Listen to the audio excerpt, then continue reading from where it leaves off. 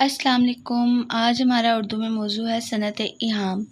علم بیان و بدیع عروض کے تحت جو آؤٹ لائن میں جو موضوعات دیے گئے ہیں ان کو ہم نے کور کرنے کی تھوڑی سی کوشش کی ہے۔ امید کرتی ہوں آپ کو پسند آ رہی ہوگی۔ تو آج ہم بات کرتے ہیں ایہام پہ۔ فرسٹ آف آل ہم یہ سمجھیں گے کہ ایہام کیا ہے۔ ایہام کے لفظی معنی ہے وہم میں ڈالنا۔ وہم میں ڈالنے سے کیا مراد ہے کہ اس چیز کا شکار ہو جانا، ہاں ایک چیز ٹھیک ہے یا دوسری ٹھیک ہے، یعنی آپ کے سامنے کچھ دو آپشنز آ جانا جس میں سے آپ کو کبھی لگے کہ پہلی بات ٹھیک ہے، کبھی لگے کہ دوسری بات ٹھیک ہے، تو یہ ہوگا وہم میں ڈالنا۔ اور اس طرح کا کوئی بھی شعر یا کلام آپ دیکھتے ہیں جس کو پڑھ کے آپ کو ایسا محسوس ہو کہ آپ وہم میں مبتلا ہو رہے ہیں، تو اس کے اندر ہم یہ کہیں گے کہ صنعت ایہام استعمال ہوئی ہے۔ اب اس کو اگر ہم اصطلاحی معنی اس کے دیکھتے ہیں تو ایسا ہوگا کہ کلام میں، شاعری میں ایسا لفظ استعمال کرنا جس کے دو معنی ہوں، ایک معنی قریب کے اور دوسرے معنی بعید کے یعنی دور کے، ذو معنی الفاظ کا استعمال کرنا وہ صنعت ایہام ہوتا ہے۔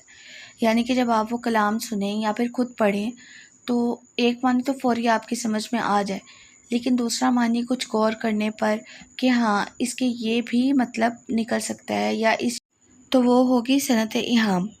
اب صنعت ایہام کی ہم مثالیں دیکھتے ہیں۔ یہاں پہ میرے سامنے ایک شعر ہے: شب جو مسجد میں جا پھنسے مومن، رات کاٹی خدا خدا کر کے۔ اب شب جو مسجد میں جا پھنسے مومن، ایک شاعر مومن خان مومن بھی ہے۔ اگر کوئی اس طرح کا انسان جو ادب سے زیادہ واقفیت نہیں رکھتا یا نہیں جانتا کہ یہ تخلص استعمال نہیں کیا گیا یا جو بھی ہے، تو پہلے تو یہ سوچے گا کہ شاید یہ مومن خان مومن کا شعر ہے اور انہوں نے اپنا تخلص استعمال کیا ہے۔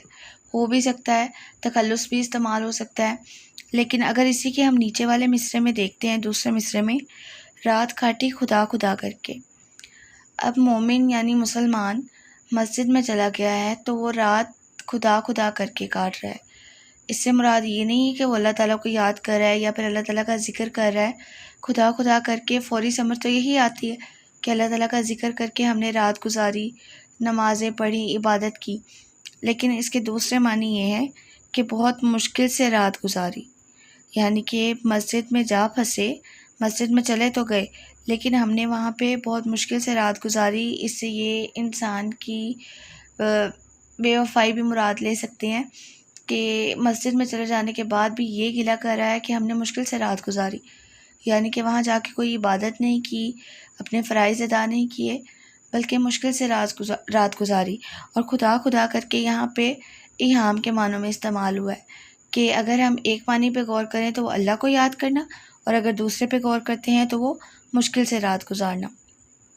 اسی کا ایک اور شعر ہے: ہجر میں گھل گھل کے آدھا ہو گیا، لے مسیحا اب میں موسیٰ ہو گیا۔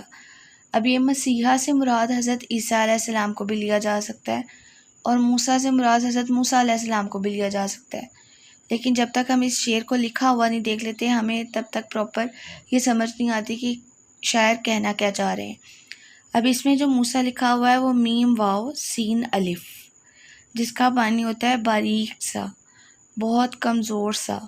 جیسے موسلا دھار بارش کے لیے یہ لفظ استعمال ہوتا ہے کہ بہت زیادہ، بہت باریک بارش، جس کا شمار نہیں کیا جا سکتا پیمانے پہ، بہت زیادہ، بہت باریک۔ تو اس میں یہ کہا گیا ہے کہ جدائی میں گھل گھل کے آدھا ہو گیا، یعنی کہ کسی انسان کی بات کی جا رہی ہے۔ اور مسیحا تو ہم درد کو بھی کہا جاتا ہے، جو آپ کا دکھ درد بانٹے، جو آپ کے کام آئے، وہ بھی مسیحا ہوتا ہے۔ اور موسیٰ ہو گیا یعنی کہ میں اب کمزور ہو گیا، بہت باریک ہو گیا ہوں، دیکھنے والا نہیں رہا، یہ حال میرا تیری جدائی میں ہو گیا۔ تو اس سے مراد یہ ہے، اس سے مراد حضرت موسیٰ یا حضرت عیسیٰ علیہ السلام نہیں ہے۔ تو یہ بھی ایہام کا شعر ہے۔ اسی طرح سے اور بھی بہت سے ایہام کے اشعار ہیں جن میں ہمیں ایک معنی فوری سمجھ میں آ جاتا ہے لیکن دوسرا سمجھ میں تھوڑی دیر سے آتا ہے یا پھر غور کرنے پہ آتا ہے۔ تو یہ ہوتی ہے جی صنعت ایہام۔